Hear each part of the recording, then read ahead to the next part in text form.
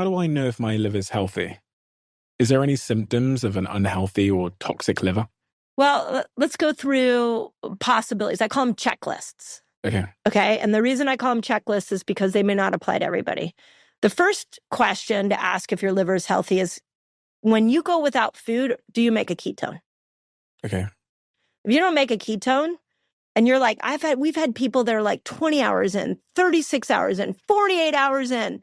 They're like, I'm still not making a ketone. How do they know? Because we have them testing. Okay. So a little ketone, the continuous glucose monitors, they'll help the blood sugar, but you need a ketone reader to help ketones. It's like a little, you prick your finger. Have you ever used one? No, that's so interesting. I didn't know those were even a thing. Oh, yeah, you should get one.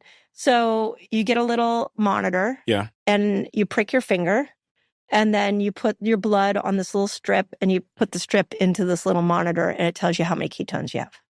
Okay, so more ketones, the better, right? Yeah. Okay, interesting. Yeah. So if you can't make ketones, or you're starving would be another, or after a long period, you're not feeling the benefits of fasting, that could be because of your liver. So we now have, that's liver issue number one. Okay. Then we can go to things like, how do you process alcohol? Like, you know how there's certain people who, like, you go out to drink with them, and after a couple drinks, they're dancing on the table. And then there's other people that, like, can drink the whole bar and they seem like they're completely normal compared to when they walked in. Yeah. So that's liver function. Like, how quickly is that liver metabolizing that alcohol? Which one is healthy, sorry? Well, I actually think metabolizing it quickly is better than the stagnant person. So the person that's hammered, yeah, is going to be yeah.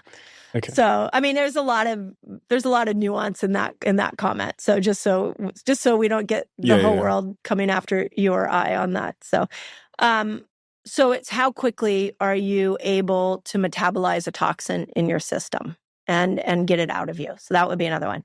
Then we have some really, really good ones, really like applicable ones. Like, this is based off some old ancient strategies, like corner of your eye. If the inside of your eye is yellow, according to iridology, which is the study of the eye as it relates to health, when the corner of the eye is yellow, that can be a sign of liver stagnation. Okay, another one. The inside corner. Yeah. So next to your nose. Mm-hmm. Okay. Another one, you can look at the bottom of your feet. So bottom of your feet, when they're dry and cracking, is showing that you're not getting proper circulation down to your feet. And so it can be a possibility that the liver is not doing a good job of detoxing and getting toxins out. So your circulatory system has more sludge in it. So the circulation isn't freely getting down to the bottom of your feet. Have you ever asked someone to show you their feet? Oh, yeah. Really? Yeah. Feet, eyes, I want to know everything, because it tells you, feet, eyes, I want to know what your menstrual blood, I don't need to see it, but I want to know, is it clumpy? How quickly does the flow come out?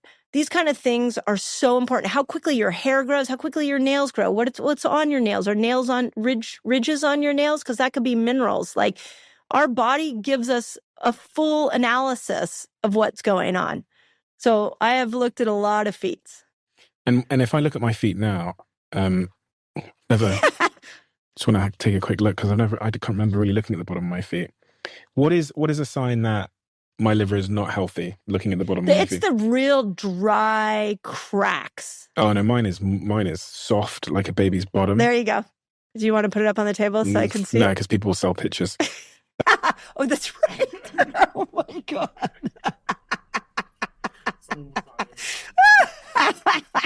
Part of the revenue if that happens. So yes. Oh my God. Make that decision You're myself. so accurate. Okay, interesting.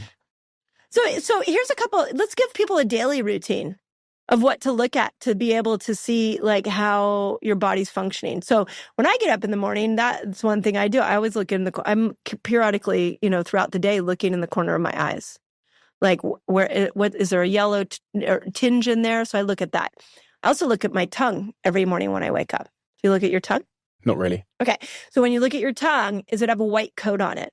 If it has a white coat on it, that can be a sign of candida, of too much yeast in your system and your body's detoxing it. You can also look at your tongue when you fast. Sometimes it'll go black. And that's like candida coming out. That's yeast coming out. So make sure you're looking at your tongue. Every morning I look at my tongue. So, because at night, you kind of see what's detoxing out of you. So if it's white, what do I do? If it's black, what do I do? So if it's white and black, you have candida. That's a sign of too much yeast in the system. So, I mean, fasting can help. Getting off sugar, alcohol, fruits can help. We just find people who fast, especially if you go into longer fasts, it'll start to change. We've even done some interesting community fasts where we have people watch their fast and they decide to break their fast based off what their tongue is doing. So if it's white and it's black and it's getting worse, keep going. If you can keep going until it starts to turn pink. And then the outside of the tongue will actually start to turn pink. And then we know, okay, the yeast is starting to die off. Go ahead and break your fast. Mm-hmm. So that's one way that you can look at the tongue. We already talked about the bottom of the feet, periodically looking at that, your hair and your nails. So do you ever look at like the ridges of your nails? No. Okay, so when there's a lot of ridges in your nails or how quickly your nails are growing, that can be a sign of mineral deficiency. Okay. If your hair is falling out. So on the nails then, what am I looking for? There's no ridges in my nails. Perfect. So you probably have a good mineral load. Okay. But if you ever look down and you see those ridges, it can be a sign that there is you have too many low minerals. And what kind of minerals would you then supplement with or focus on? Yeah, I'm a huge fan right now of organic minerals that come from the earth, like fulvic and humic acid type minerals that are coming from like volcanic ash, because they're very, very rich in minerals that we're not getting in your typical mineral supplement or your food. You know the whole thing about conventional farming and how it's depleting the minerals in our soils, right? No. I feel like this is going to get really depressing really quick. That's fine. You want me to tell? I'd rather know the truth. Okay.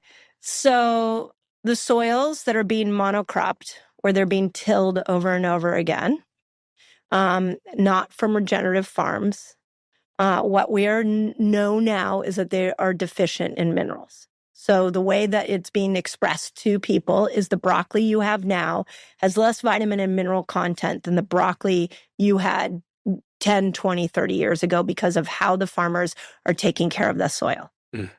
Now, you go to a regenerative farm where there's bugs, there's weeds, they don't spray. When a crop grows, they let it die, they don't till.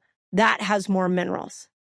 So when you are actually eating food from regenerative farms, you're getting the minerals that you need into your system.